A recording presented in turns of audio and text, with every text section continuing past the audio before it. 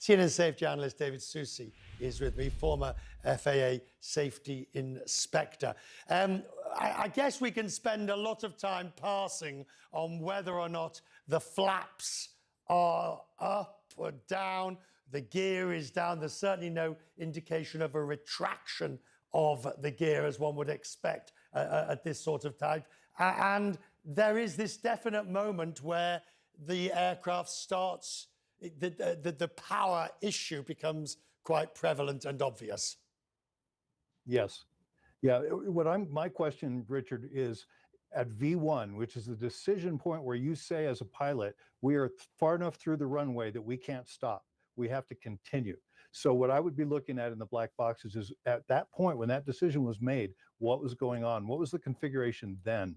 Were the flaps down? Were they up? What was the situation with the landing gear?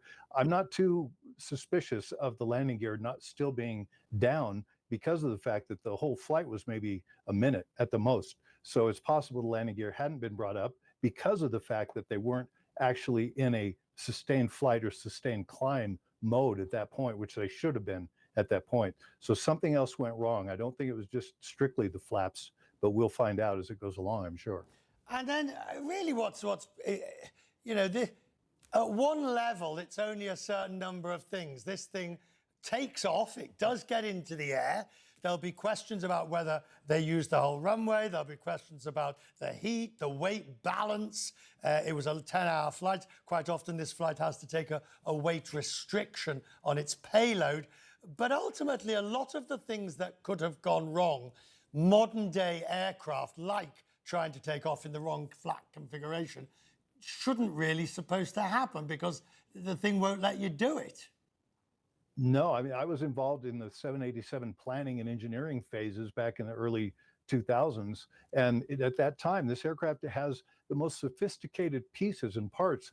It literally has indicators that tell you what the stress is on the wings as it lifts, and that's fed into the black box. The amount of information that will be available is unprecedented in this accident, Richard. So we're going to get some good answers. But like you said, if it was in the wrong configuration before you go to takeoff, everything's going to break loose. It's going to be screaming at you and yelling at you in more than just one place. Audio, video, everything that can be thrown at you will be. They won't let you take off if it's not in the right configuration. That's why I'm less suspicious about these flaps being up or down.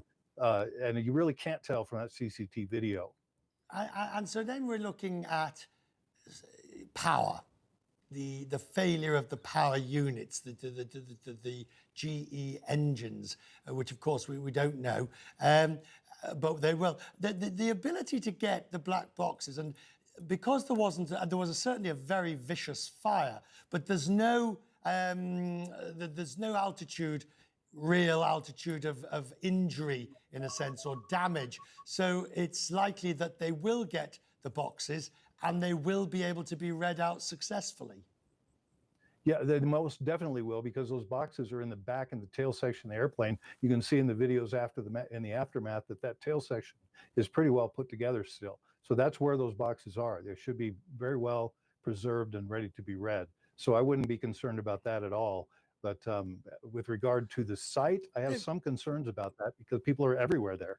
But go ahead, Richard, I'm sorry. No, they are extraordinary. David, this is a tricky question, and one that I sort of try and avoid answering when people ask me it, but it's fair game, I think, to ask you since you're expert. At what point should our focus of attention be on the aircraft? This has, besides the batteries at the beginning of the aircraft's life, it's had an unblemished record. It's a workhorse. It's a phenomenal aircraft. Airlines absolutely adore the efficiency and the performance. But at what point do we raise an eyebrow and start to question the aircraft? Well, that's a really good question. And every accident investigator asks themselves the same thing. But you really start with people and then procedures and then parts. So that's kind of the order that I look at it. But when you look at this aircraft, as you said, and it's incredibly safe history, it's hard to think that something went wrong like that with these engines or something along those lines. So I would definitely be looking at procedures and people first. but the aircraft is definitely something that has to be looked at, and that's where the black box comes in. David, I'm grateful. There's a lot more that you and I will talk about in the days, weeks, and months ahead. Thank you, sir.